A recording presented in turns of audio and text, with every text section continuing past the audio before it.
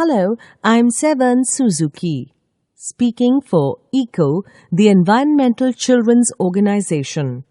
We are a group of 12 and 13-year-olds trying to make a difference. Vanessa Sati, Morgan Geisler, Michelle Quigg, and me. We've raised all the money to come here ourselves. To come 5,000 miles to tell you adults you must change your ways. Coming up here today, I have no hidden agenda. I'm fighting for my future. Losing my future is not like losing an election or a few points on the stock market. I'm here to speak for generations to come. I'm here to speak on behalf of the starving children around the world whose cries go unheard. I'm here to speak for the countless animals dying across the planet because they have nowhere left to go. I am afraid to go out in the sun now because of the holes in our ozone. I am afraid to breathe the air because I don't know what chemicals are in it. I used to go fishing in Vancouver, my home, with my dad until just a few years ago. We found the fish full of cancers. And now we hear of animals and plants going extinct every day, vanishing forever. In my life, I have dreamt of seeing the great herds of wild animals, jungles and rainforests full of birds and butterflies. But now I wonder if they will even exist for my children to see. Did you have to worry of these things when you were my age? All this is happening before our eyes, and yet we act as if we have all the time we want and all the solutions. I'm only a child, and I don't have all the solutions. I want you to realize, neither do you. You don't know how to fix the holes in our ozone layer. You don't know how to bring the salmon back up a dead stream. You don't know how to bring back an animal now extinct.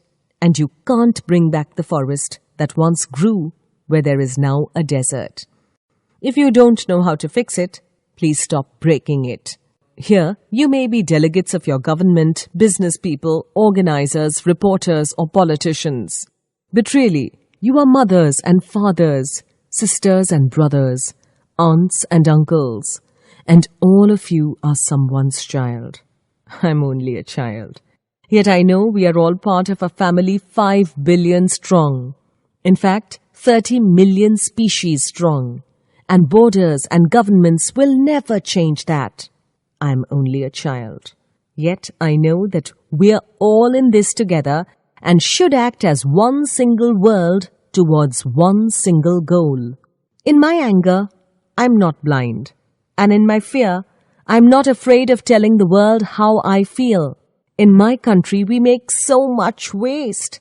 We buy and throw away, buy and throw away, buy and throw away. And yet, northern countries will not share with the needy. Even when we have more than enough, we are afraid to share. We are afraid to let go of some of our wealth. In Canada, we live the privileged life with plenty of food, water and shelter. We have watches, bicycles, computers and television sets. The list could go on for 2 days. 2 days ago here in Brazil, we were shocked when we spent time with some children living on the streets. This is what one child told us. I wish I was rich, and if I were, I would give all the street children food, clothes, medicines, shelter, and love and affection.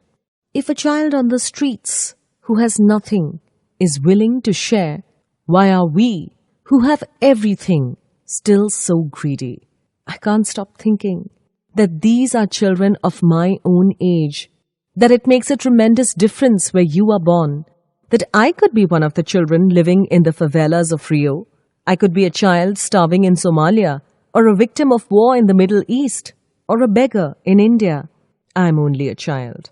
Yet I know that if all the money spent on war was spent on finding environmental answers, ending poverty, and finding treaties, what a wonderful place this earth would be. At school, even in kindergarten, you teach us how to behave in the world. You teach us not to fight with others, to work things out, to respect others, to clean up our mess, not to hurt other creatures, to share, not be greedy. Then why do you go out and do the things you tell us not to do? Do not forget why you are attending these conferences, who you are doing this for. We are your own children. You are deciding what kind of world we are growing up in. Parents should be able to comfort their children by saying, Everything's going to be all right. It's not the end of the world. And we are doing the best we can. but I don't think you can say that to us anymore. Are we even on your list of priorities? My dad always says, You are what you do, not what you say.